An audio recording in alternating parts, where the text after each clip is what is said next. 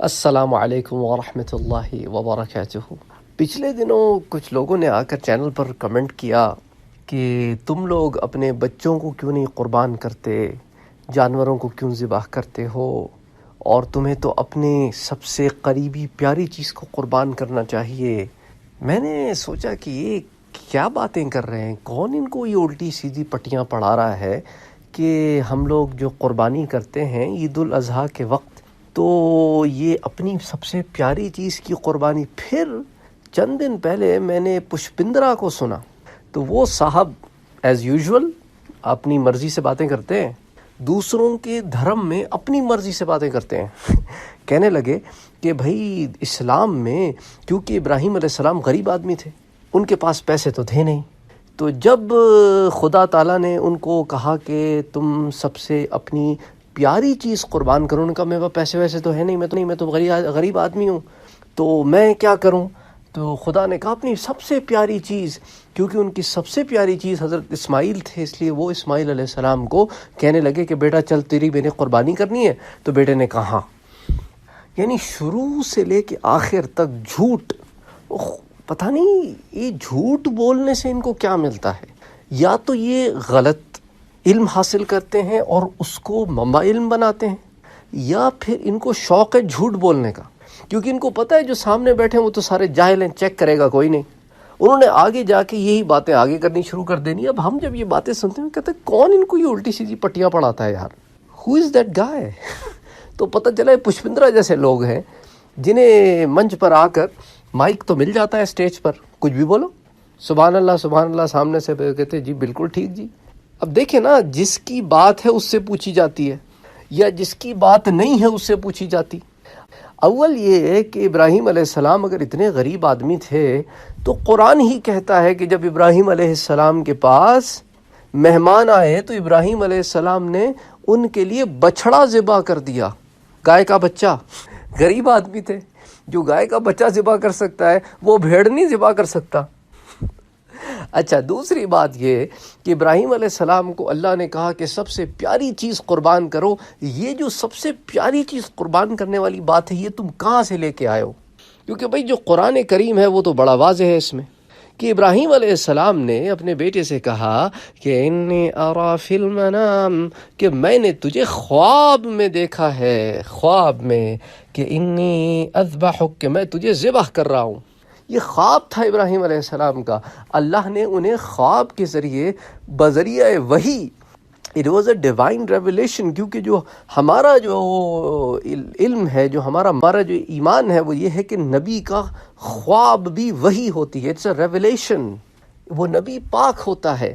اب ایک ہمارے پاس ہندو تھا، وہ کہنے لگا کہ بھائی اس طرح تو ہمارے پاس بھی انڈیا میں ایک آدمی ہے جس کو خواب میں یہ دیکھا اس نے کہ وہ اپنے بچے کو ذبح کر رہا ہے۔ میں کہا بھائی تمہارا جو آدمی تم نے انڈیا میں دیکھا جو خواب میں بچے کو ذبح کر رہا ہے وہ اللہ کا نبی ہے؟ نہیں ہے نا، تو پھر اس کے خواب کا کیا بھروسہ؟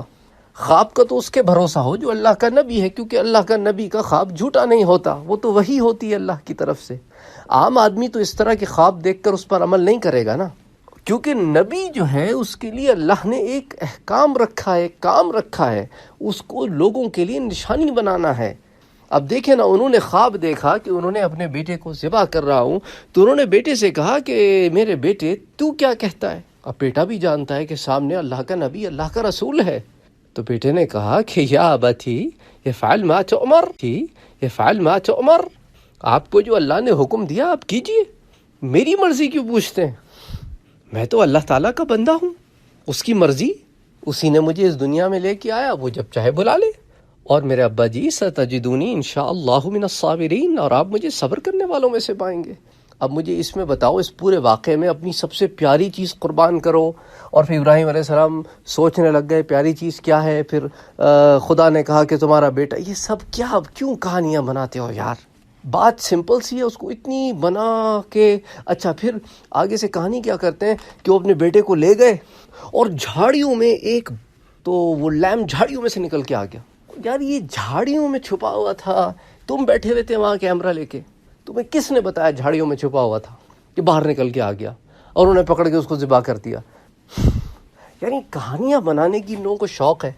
اپنے دھرم میں تو کہانیوں پہ کہانیاں بنائی ہیں. بندر کی پونچھ لگا دی، اس کے پورا جنگل آگ لگا دیا، کبھی آدھا دھڑ ہاتھی کا آدھا دھڑ انسان کا. کہانیاں بنانے کا شوق ہے، ہر ایک کے دھرم میں کہانیاں بنانا شروع کر دیتے ہیں.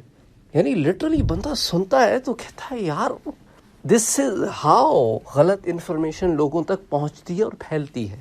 کیونکہ ایسے لوگ جنہیں مائک مل گیا ہے اور لوگ سنتے ہیں، وہ اپنے مقام کا غلط فائدہ اٹھا رہے ہیں، وہ غلط علم لوگوں تک پہنچا رہے ہیں. تو بہرحال قرآن اس پر بڑا واضح ہے. قرآن پڑھو تو صحیح نا یار، جہاں واقعہ لکھا ہے وہاں پڑھو تو صحیح. کہ پشپندر تو کچھ بھی بکواس کرتا رہتا ہے آ کے مائک پکڑ کے. یار کوئی بچہ بھی کہے گا تو بولے گا سر پلیز تھوڑا کم. لیکن سامنے سبحان اللہ ماشاء اللہ بیوقوفوں کی لائن بیٹھی ہوئی ہے، وہ کہتے ہیں جی بالکل سر ٹھیک کہہ رہے ہیں آپ. اور کہتے ہیں جی سنا ہے میں نے. ابھی سنا تو کہیں کی بھی سنائی، وہ تو پورا دھرم ہی آگے سنائی ہے. اب تم لوگ ایسی باتیں کرو گے تو ہم مجبور ہوں باتیں کرنے کے لیے جو سچ تو ہیں، لیکن ہم بولتے نہیں ہیں تمہیں کہ تم لوگوں کو برا لگے گا. لیکن تم لوگ جب الٹی سیدھی باتیں کرتے ہو تو یار اب کیا کریں. پھر یہی بولنا ہوتا ہے کہ بھائی تم لوگوں نے چونکہ اپنے پاس یہ کام کیا ہوا ہے، اس لیے تمہیں لگتا ہے ہر ایک کے پاس کوئی بھی کہانی بنا تو چلے گی. تو اس لیے جس کی بات ہے اس سے پوچھا کرو، اپنے گھر میں بیٹھ کے کہانیاں نہ بنایا کرو، اور ایسے جھوٹوں کو سننا بھی بند کرو جنہیں اپنا کچھ پتہ نہیں، دوسروں کو کیا بتائیں گے.